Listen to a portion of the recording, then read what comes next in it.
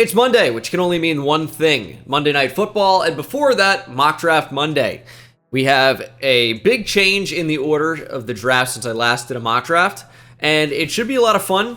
Now, I would say the board has changed a little bit, but there are not really many significant changes to the overall talent pool. It's just, where they're actually going to fit in. It's a very offensive heavy draft. So you have quarterbacks at the top, obviously, a lot of offensive tackles, a lot of receivers. Where the defensive pieces fit in, that's going to be the real question of the 2024 NFL draft, and it should be a lot of fun to find out.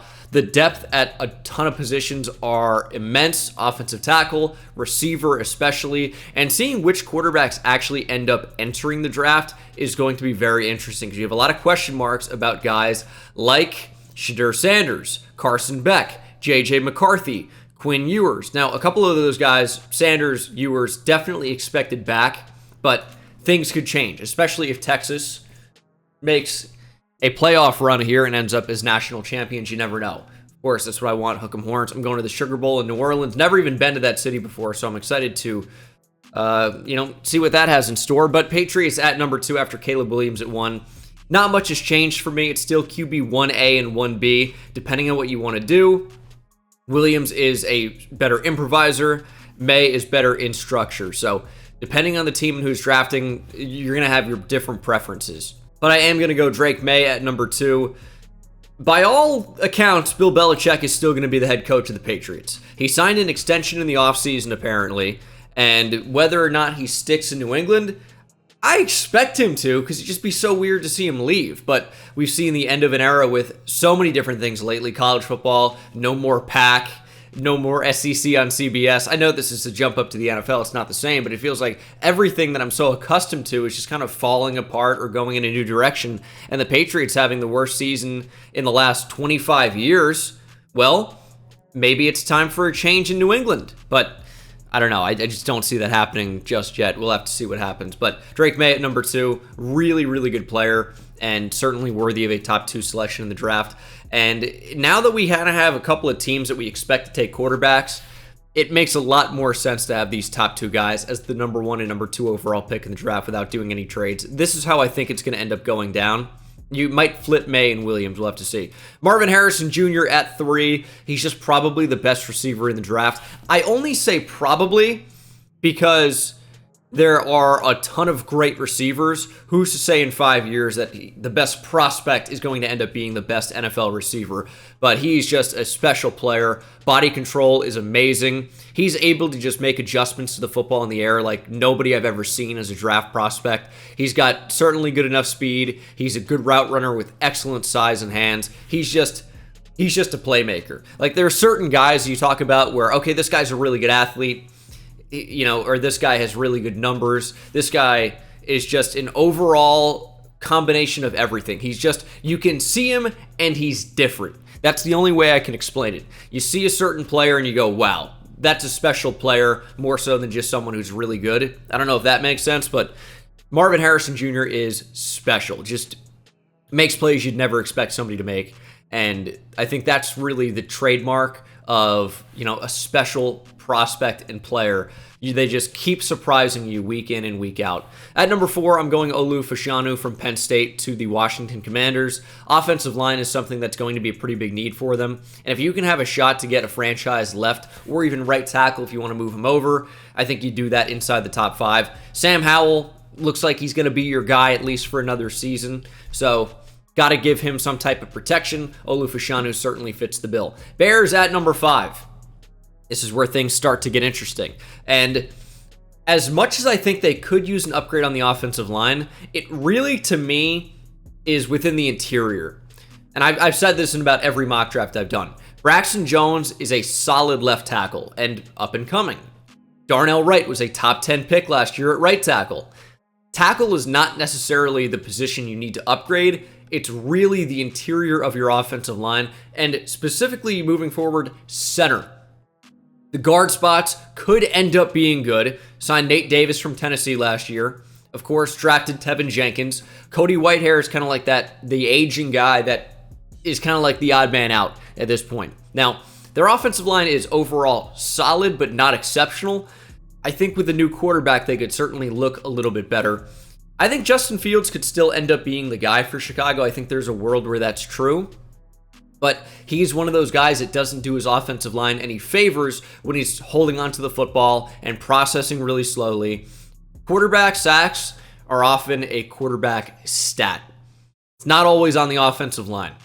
But at number 5, I'm going to give whoever the quarterback is, in this case Caleb Williams, a big-time weapon, and that is Malik Neighbors. I think he ends up as wide receiver 2 for me in this draft, and honestly, as crazy as it might seem with how generational of a prospect Marvin Harrison Jr. is viewed, I think Malik Neighbors could certainly end up being the best receiver from this class. When you combine the run-after-catch ability, certainly better than Marvin Harrison Jr., he gets deep down the field as well as anybody, probably a more explosive player than Marvin Harrison Jr., but we know there's more to the receiver position than just being explosive, which is why Marvin Harrison Jr. is the better prospect right now and someone I expect to be an incredible pro. But Neighbors is the extreme run-after-catch, deep threat combo athlete with hands. He is an exceptional player, and getting him with DJ Moore and Caleb Williams, that's a really, really fun combo. Jets at number 6, I think they would be ecstatic with how the board has fallen for them. It leaves them Joe Alt at number 6 to be their franchise left tackle. You know, the offensive line for the Jets has continued to be a problem for several years now, and if Aaron Rodgers is your guy for another year, which he's going to be, you need to protect him. Now, as I record this, Aaron Rodgers has yet to make his return to the NFL after tearing his Achilles early on in the year. I think week 1, right? So I don't know how he's back already. It's his witchcraft, ayahuasca, whatever's going on. Something's weird, but he's going to be back, and you don't want him getting injured again if he's going to be your guy that you make a run with. Got to protect him. Joe Alt has had an exceptional 2023 season and is right back in that offensive tackle number 1 conversation. At number 7, my New York Giants. I think they'd be a little bit disappointed with the way the board looks because the top couple of receivers are off the board, the top 2 tackles are off the board, the top 2 quarterbacks are off the board. It's been 2 quarterbacks, 2 receivers, 2 tackles, and those are potential big areas of concern and improvement for the Giants. In this scenario, you get Daniel Jones back from injury. We're not going to draft a quarterback at number 7 in this particular scenario. However, I do think it's in play. Not going to take Brock Bowers. I think this ends up being a receiver, given the way the board has fallen. And Rome Odunze is an incredible player. He is a height, weight, speed freak with great hands. He's an awesome deep threat. I'm going to go Keon Coleman, who I think, just like the transition from Michigan State to Florida State, I think he's going to be a better pro than he is a college player. He's a fantastic athlete. He's 6'4", 215 pounds, and returned punts for Florida State because he moves differently than a lot of other 6'4", 215 pound players. I think he's going to end up testing pretty well. He's just a really good athlete with overall exceptional hands. There is not a better jump ball receiver in the draft than Keon Coleman. And if you can develop him as an overall receiver, you have a dominant force. He has that type of otherworldly potential. Now, I do get a little bit scared with the guys that don't create, separation at an elite level. Those are the type of guys that have the more, like we'd say, bust potential. But Keon Coleman moves differently than other guys his size. I don't think he's just a jump ball receiver. And with a little bit of development, you can end up having one of the better receivers in the league. This is a great receiver draft class, and I think we see a lot of them go in the top 50 or 75 picks.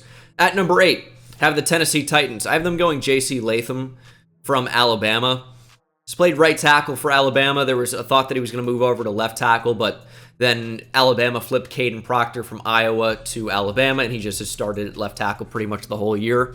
The Titans need an upgrade on the offensive line, especially tackle, desperately. Whether it's left or right tackle, the Titans need a tackle badly, and multiple. to be honest. So Latham is an extremely big, extremely strong right tackle, and I think he fits your identity really, really well. The Titans we've always known as power run oriented, and a guy as big and as strong as JC Latham is can certainly play into that, but he's also a really good pass blocker, one of those guys that's just really tough to get around.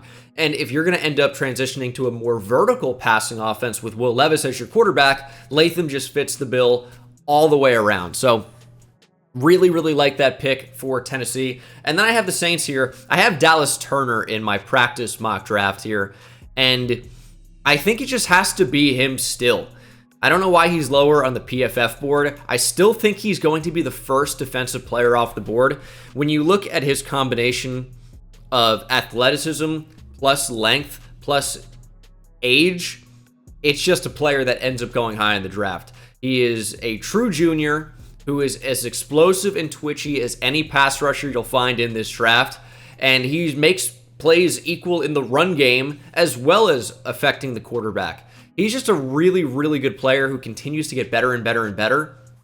I think he's an absolute stud, and I honestly think in a worse offensive year like we've seen in the past few drafts at times, I think Dallas Turner's in play to be a top 2 or 3 pick. In this scenario, he falls to 9 just because these other teams need, offensive players more than defensive players at this point. But the Saints, I don't believe, are one of those teams. Yes, tackles in play. You've been disappointed with the offensive line play in general. Ryan Ramczyk obviously is a beast at right tackle, but left tackle's been, not what you hoped it would be. Dallas Turner, though, is just too good of a player to pass on at this point. They've missed on edge rusher after edge rusher, taking these developmental guys down the board, like Peyton Turner. I mean, Marcus Davenport, I would say, was kind of a hit. He just couldn't stay healthy. He's now in Minnesota. And I just think you need to actually invest in a stud edge rusher. This is even with having Isaiah Foskey on the roster. And you can never have too many edge rushers, especially with Cam Jordan being 34 years old. So Dallas Turner, to me, is just the perfect marriage of talent plus need for the Saints. Bucs at number 10 have one of the worst pass defenses in football, if not the worst. Now, how do you improve a pass defense that's as bad as anybody in the league? They're I think the worst as I record this, or top 3 terrible at least. Now, one of 2 ways. You get better players in the secondary, or you get better players up front to affect the passer. Right now, I think the defensive backfield is a little bit more of a concern than the pass rush, which also is disappointing. I just think at this point, with no corner going off the board, Nate Wiggins just makes perfect sense for the Bucs. Another height, weight, speed guy, this time at cornerback. He has the length that teams desire nowadays. That's long arms, that's tall players that can run with fluid hips. Nate Wiggins, I think, will be the first corner selected. I feel good about that. He's been my corner pretty much this entire draft cycle at this point. My CB1, I should say. Because this is one of the guys I got into early in the process. You watch him and you go, okay, he moves not exactly like Christian Gonzalez, right? But one of these taller guys that moves really fluidly, runs really well, high effort player. And for the Bucs, this is your future CB1 type guy. You take him here at number 10. Raiders at 11. I think Nate Wiggins certainly would have been in play. I think one of the edge guys is certainly in play. Leatu Latu, Chop Robinson, Jared Verse. I'm going to go quarterback. I don't know if there's been any quarterback in the country this year that has played themselves up into a first-round pick the same way that Jaden Daniels has. And I know you look at the numbers of Bo Nix and Michael Penix, and it's really easy to expect those guys to be first-round picks. They're older prospects. Penix has the injury history, and his touch is not phenomenal. I'm not hating on Michael Penix as a prospect. I just recognize that these are things that drops a player in the draft, especially his age and injury history. The injury history especially is a big red flag for Michael Penix. Now, he's played phenomenally well in 2023. It'll be really interesting to see where he ends up going in the draft. I don't believe here Bo Nix will be a first-round pick, even though PFF has them rated really, really highly. I just don't see it playing out like that. But Jaden Daniels, I think, has actually played as well as anybody. I think he's going to end up being the Heisman winner. And he's not moving up to 11 because he's going to win the Heisman. He's moving up to 11 because he's developed so much as a passer. We know what he can do as a runner, but his passing ability, his processing has come so far, especially from the player he was at Arizona State.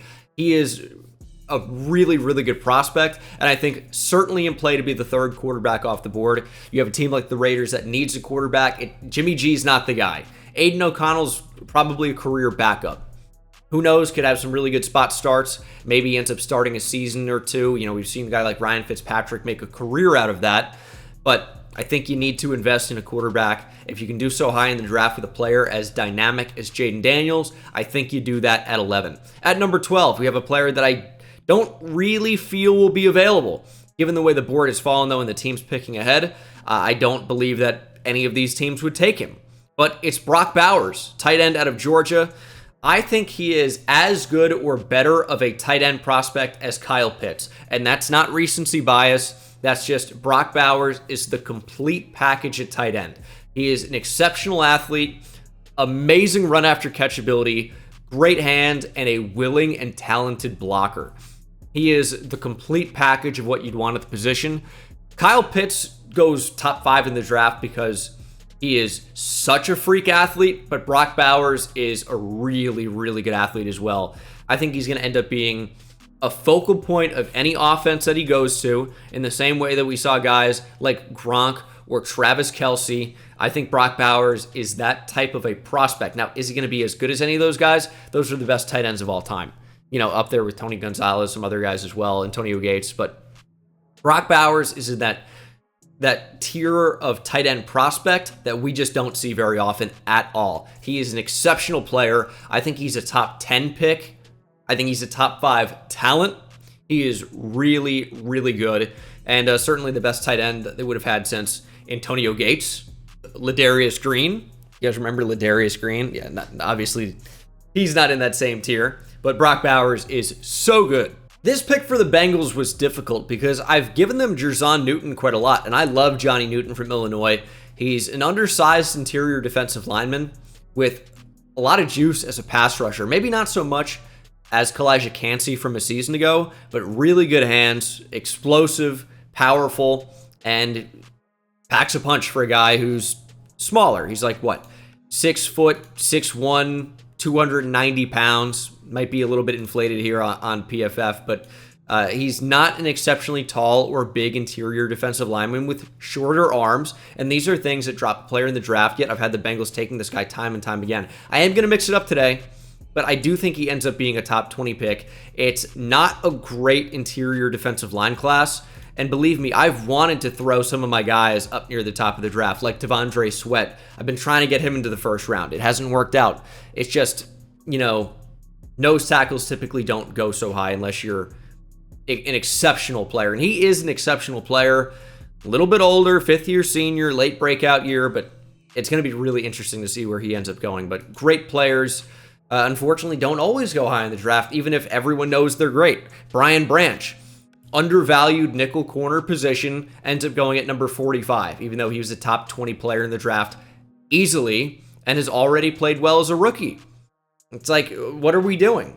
I don't fully agree, and who am I, right? But I don't fully agree with the way the league undervalues positions that are valuable. Like, I've ranted about this before, but slot corner is the most undervalued position in the NFL. So many teams run 3 wide receiver sets, meaning many defenses almost operate as base nickel defenses with 3 corners on the field, and your slot corner not only has to cover often the shiftiest receiver on the other team from the slot, which is already difficult enough, but you also are expected to be a really good run defender and slot blitzer. It's a tough task. You got to wear a lot of different hats, and the league goes, no point in drafting one of those guys that can change our defense highly. I think it's stupid, but anyway, nose tackle, depending on what you want to do. If you're in a 3-4 defense playing that guy over the center as a zero technique, they're going to be tasked with not only taking the center, stopping combo blocks, but eating up total blocks, taking on the guard and the center simultaneously, getting in the way, holding up space, letting your backers come in and make plays behind you, shooting into gaps. It's extremely valuable to have a good one. They don't go high in the draft. Vita Vea was a top 15 pick or whatever. Like, occasionally we do see it. But yeah, it doesn't happen very often. Anyway, all that to say, I'm going Rome Odunze here. T. Higgins is a free agent. Tyler Boyd's a free agent. Receiver, I think, very much in play for the Bengals. Part of what makes their offense so great with Joe Burrow and Jamar Chase has been the second and third receivers on the team. That's T. Higgins. That's been Tyler Boyd. It's been these random guys lately that you wouldn't expect to be big playmakers, but have needed to be for the Bengals because their depth at receiver has not been exceptional. Odunze, as I talked about briefly, height, weight, speed, freak, awesome deep threat, and just doesn't really drop the football. He is an exceptional player as well, and I think definitely a top 15 talent in this draft at worst. It is a really good receiver class. It's going to be really interesting to see where these guys ultimately end up going. Bills at 14. Bills have a lot of needs. For one of the better teams, or at least how I picture them in my head, for one of the better teams in the league, they have a lot of needs. Receiver needs to be upgraded at some point. Absolutely it does. You have some nice pieces, but you don't really have the big number two outside of Stephon Diggs. I know people are going to say Gabe Davis. Gabe Davis is a nice deep threat. He's not a consistent number two on an offense. I don't care what numbers he puts up. I attribute those more to Josh Allen than I do Gabe Davis. I know that's going to be unpopular. I've seen him make too many mistakes. That's a lot of what that comes down to. I've seen him not get open a lot. Now, he is capable of having those big games at times, right? But I think you need somebody better. Von Miller not only has the legal issues now, but has been disappointing. And even though you have Greg Rousseau and AJ Epineza, who's certainly taken a big step up, you can always use another edge rusher. You can always use more depth with your pass rushers. Their secondary is getting older, expiring contracts, not good in some areas. Linebacker, you lose Tremaine Edmonds. Linebacker's a big need. How long is Matt Milano going to be healthy and at the top of his game? His health continues to be a concern. The Bills have a lot of needs. They really, really do. And I'm just going to take maybe the best player available, which I think is Cooper DeJean for their needs. Now, they've done well with an Iowa defensive back in the past, someone that's played slot corner and safety, which is what you think Cooper DeJean might be able to do. Now, he's played boundary at Iowa, too. This is just an all-around great defensive back. He returns punts for Iowa as well. He's a great athlete with, again, good size and versatility to impact the game in a number of different ways. I think if you're going to play him on the boundary, he can find success there, but I think moving him around and taking advantage of his great tackling ability, as well as just feel for the game, you're going to end up getting a really, really good player if you let him wear a bunch of different hats and just make plays all over the field, as opposed to just sticking him out on an island, which I think you could be capable of doing. But at number 14, big upgrade to the secondary for Buffalo. Just too good of a player to pass on at this point. At number 15, I am going Johnny Newton from Illinois. Talked about him a little bit earlier. The Broncos need help on the interior, especially a pass rusher. You know, they've made a number of trades and lost some players to free agency, Draymond Jones, that have kind of depleted their talent on the interior. I think Newton certainly would help out with that. At number 16, I am scrolling down the board here until we find the player I want, and that's Troy Fatuanu. That's not how you say it. It's Fatuanu, I believe. And he goes at number 16 to Seattle. I like the idea of keeping him in Washington, just kind of a fun storyline. But also the Seahawks need an upgrade on the interior of their offensive line. Even though he's played tackle at Washington, a lot of the scouts project him to move to the interior. Now, some say that he can stick at tackle, and we'll have to see.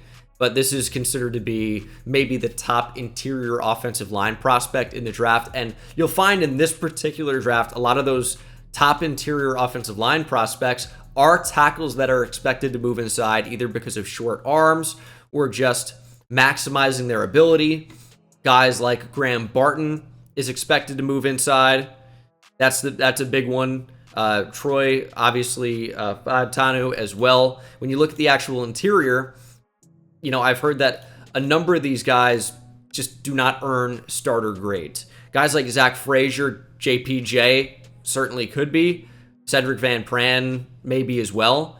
But outside of that, not really many starting centers in this draft, and that is a need for a number of these different teams. And at the guard position, maybe the best guard, Zach Zinter, had a season-ending injury. We'll have to see what that does to his draft stock. Cooper Beebe in there as well, Javion Cohen. And it'll be interesting to see where those guys go. But it's going to be a big tackle draft, and I think some of those guys are going to end up moving inside. At number 17, I have the Rams going Laiatu Latu, keeping him in the LA area. Now, I've talked about this ad nauseum. He's a guy that I expect to drop a little bit, but ultimately I do think he ends up in that Jalen Phillips type range. They're both players connected to UCLA that had to medically retire from football off the edge. Laiatu Latu transferred from Washington to UCLA. Jalen Phillips was a UCLA guy that transferred to Miami. Now, I do think he's the best overall pass rusher in the draft. He's just, and he's a veteran too, but, you know, he has an extremely well-developed set of rush moves and counters and great hand placement. He is a dominant pass rusher capable of creating a lot of pressure on the quarterback. Not the bendiest edge rusher, not the most explosive edge rusher in the draft, but the best mind for pass rushing. And it is kind of a cat and mouse chess match game when you're looking at these one-on-one matchups, tackle versus edge. You know, if you're going to set up a two-hand swipe, you have to have the tackle, you know, set in a way that sets that up. Sometimes you're going to flash hands, take them away. You want the tackle to flash their hands so you can swipe them away in certain cases. If you're in a one-on-one matchup as the offensive tackle, sometimes the best thing you can do is not show your hands too early and not give the edge rusher an opportunity to make a play moving your hands out of the way or grabbing your hands or your wrist. And Latu, from what I've seen, is an expert at perfectly timing up these different moves. And even if his first move is stopped briefly, he has counters that still let him get to the quarterback. It's an extremely advanced approach. We hear pass rush plan all the time. When you watch Laiatu Latu, the plan is evident, and he will always have a counter for your first move. And that's just something you can't say of a lot of players at his level. You know, it often takes years for those guys in the NFL to develop these advanced pass rush plans and to actually employ them in the game. And it's actually going to end up being a few straight edge rushers for me here. I've got Chop Robinson as the next pick off the board to the Arizona Cardinals. You know, we talk about Dallas Turner being a super juiced up, twitchy edge rusher. That's what Chop Robinson is. He is an extreme athlete. You know, twitch off the edge is that burst, that explosiveness, that first step. And he is a speed rusher off the edge, gives another pass rusher to the Arizona Cardinals, and they certainly need them. Dennis Gardeck has played well. You certainly need another guy and more depth on the defensive line, or, you know, the edge is certainly never a bad thing. Corner, I could also see him play. Receiver, maybe too, but you could also certainly consider taking a receiver down the board with a lot of those top guys already gone. But I do expect to see a lot of receivers in this first round. I think probably at least 4. I think 5 is safe as well. We'll have to see. Falcons at 19, going with Jared Verse. Started to turn it on lately. He's really been making big plays on the big stage, and FSU certainly did get screwed. I certainly feel for Florida State and their fan base. Obviously, I'm ecstatic that Texas is in, but I don't think it came down to Texas versus FSU. Texas ended up being the 3 seed after Alabama beat Georgia, and then it was for that 4 seed. Do you think FSU is better than Alabama? And unfortunately, without Jordan Travis, they're certainly not. Now, did FSU deserve to get in? 13-0, undefeated conference champion that has one of the best defenses in the nation and is just a great overall team. Did they deserve to get in? Sure they did. But if you're trying to find the best 4 teams, is FSU without Jordan Travis better than Alabama? Better than Georgia? They're not. Now, they end up being ranked ahead of Georgia, but they're not better. And if you're trying to find the 4 best teams, it's an impossible task in a year where there are 8 deserving teams. Is Ohio State better than Florida State or Texas? Or Alabama? Could be. Does Oregon beat Texas head-to-head, or FSU, or Alabama? Certainly could. And Oregon ends up being, what, the 8 seed? Maybe they were 7? I think they were 8. So there were just 8 deserving teams this year. It was a really, really weird spot. But I think head-to-head, a lot of these games are going to be pick'ems. And Georgia moves down to 6 after losing to Alabama. I get it. They lost. They didn't win the conference championship. How do you put them in after that when you have other teams with equal or better resumes up to this point? I get it. But is Georgia one of the best 4 teams in the country? They certainly are, in my opinion. They just didn't happen to win the conference championship, which is a big-time loss and a bad time to do it. But, you know, it was a tough task for the committee. Obviously, again, I'm happy that Texas is in. I'm showing you my bias already. But FSU, I mean, how can you not feel for them when they go 13-0, win the conference championship down to their 3rd-string freshman quarterback, and get knocked out? Like, I totally see that perspective. But I also don't think they were one of the best 4 teams. It's tough, but I don't really know how you can rank the top 6 teams even. They're all very close. I think on any given day, any of those teams could beat any of those teams, which, you know, that's why this is so tough. But anyway, Jared Verse of FSU goes at number 19 to the Falcons. He had a great run down the stretch. It'll be interesting to see if he plays in the bowl game. And then at number 20, we have the Green Bay Packers. So to me, this is tackle or corner. Those are the 2 positions that I really think would be in play here at number 20. And the Packers, by winning, they dropped like 7 picks from my first initial mock draft for this video. Now, I had Kool-Aid McKinstry in this first one. I don't know that he's going to end up being the first Alabama corner off the board. I think it could end up being Terrion Arnold from Alabama. He's played so well for Alabama, and they're just different players. Arnold is smaller, still very athletic, and a really, really good corner. Just excellent at staying in phase, excellent breaks on the ball, really, really good corner. Kool-Aid McKinstry is the guy that's the longer corner. He's got better size. I think he might even be close to 6'2", listed at 6'1" there. But certainly 6'1" with long arms, and he's got kind of that, like, I don't want to say height, weight, speed freak, like we talk about with an Odunze or some players, but he's got the height, he's got the length. He is just a really solid corner. I just don't know.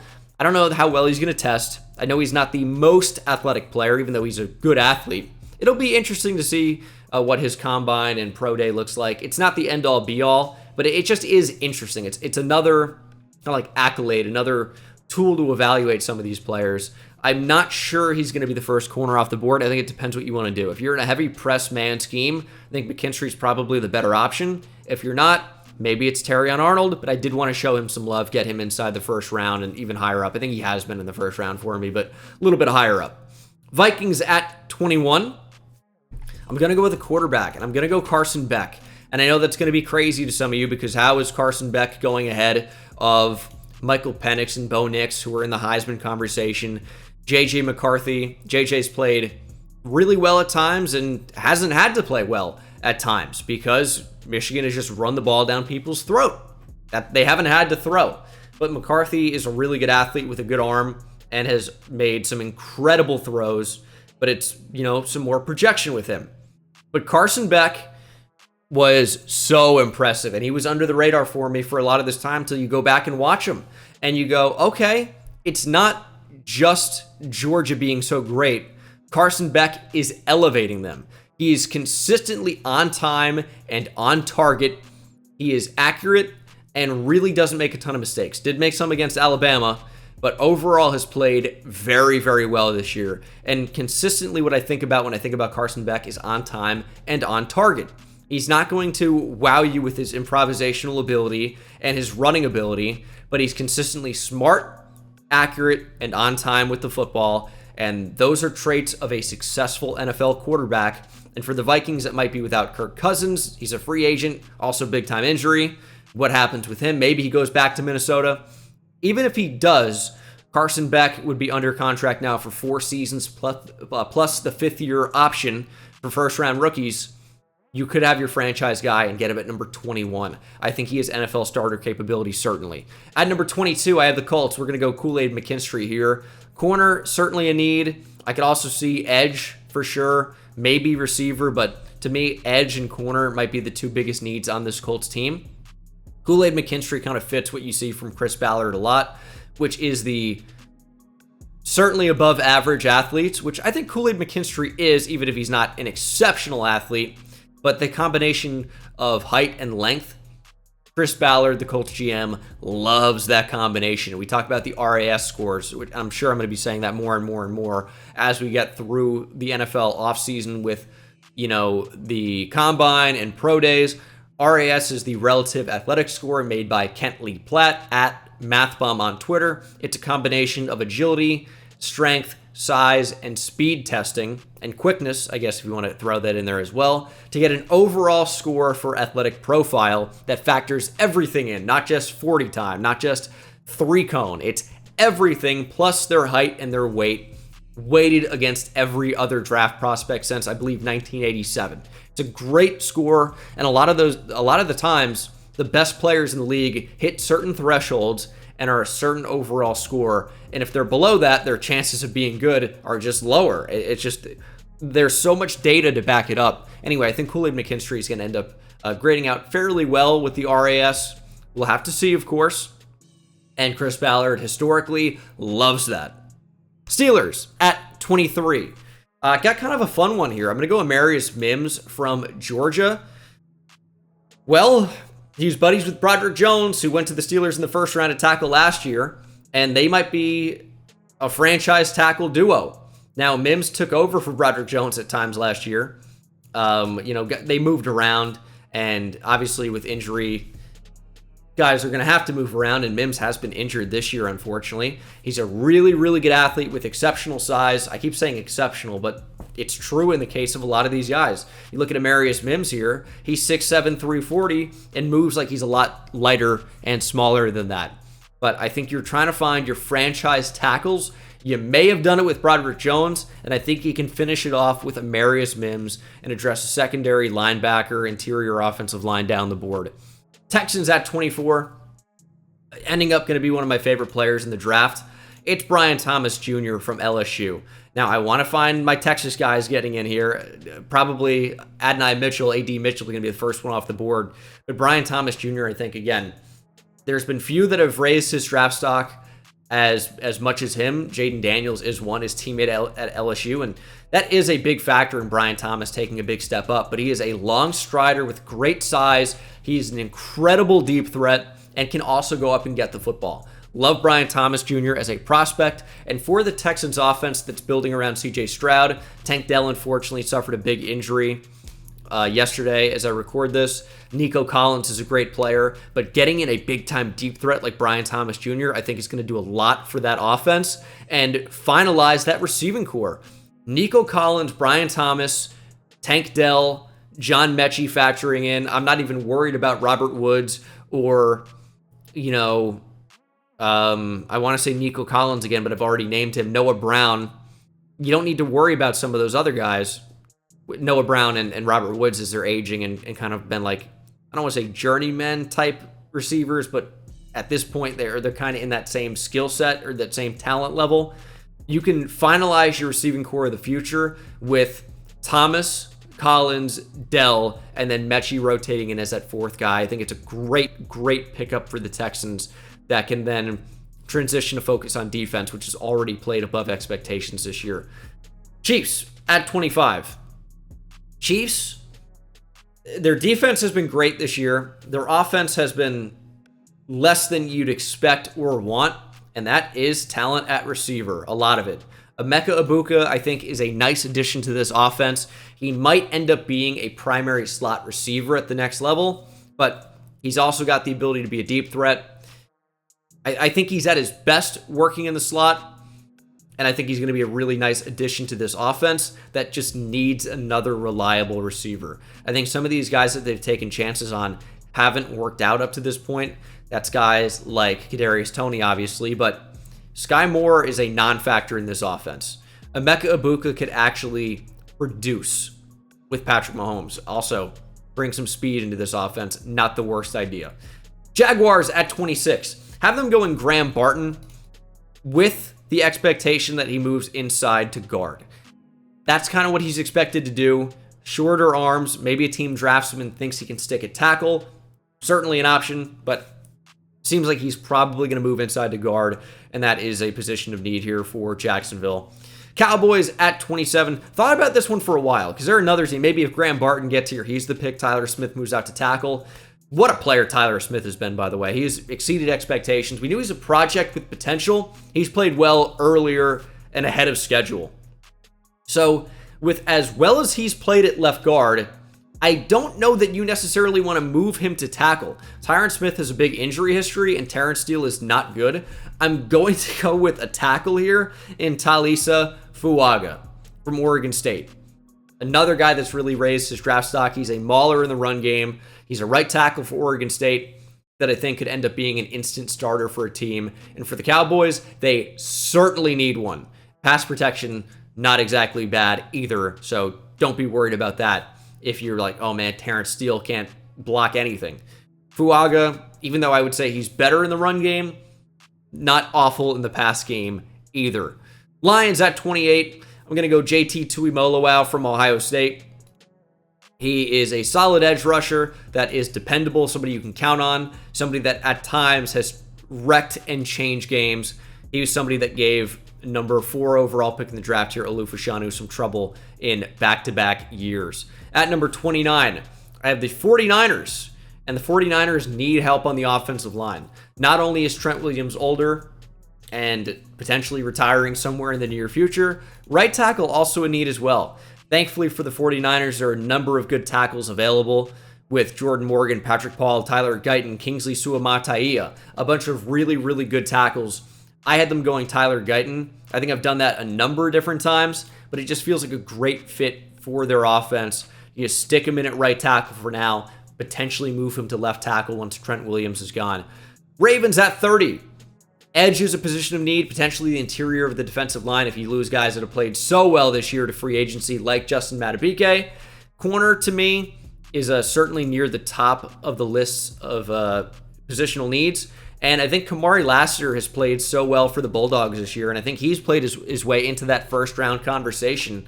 And unfortunately for the Ravens, both Alabama corners are off the board. We know they love an Alabama player, but they're going to have to settle for the new SEC powerhouse, won back-to-back national championships, even though Alabama just knocked them off. But they're going to have to settle for Kamari Lassiter. He's a really, really good player.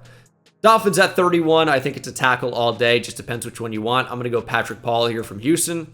Really solid, really dependable, and just doesn't really allow any pressures. And when you can't really count on Teron Armstead, Patrick Paul, I think, is somebody that is definitely worth drafting here at 31. Finishing out this draft at 32 with the Philadelphia Eagles. I think it could be receiver to get a big third option in there. My first time around, Emeka Egbuka fell to 32, and I thought that was a better fit for somebody that can make an impact in the slot with A.J. Brown and Devontae Smith on the outside. I don't necessarily see that slot playmaker worthy of a first-round pick in here. I love Adonai Mitchell. Hook him. I'm not going to give him to the Eagles. That's for damn sure. And for that reason, I'm going to go ahead and go to their secondary. I know this has been tackle for a while too, and I think it still could be, or even necessarily anything across the offensive line. You might consider guard as well.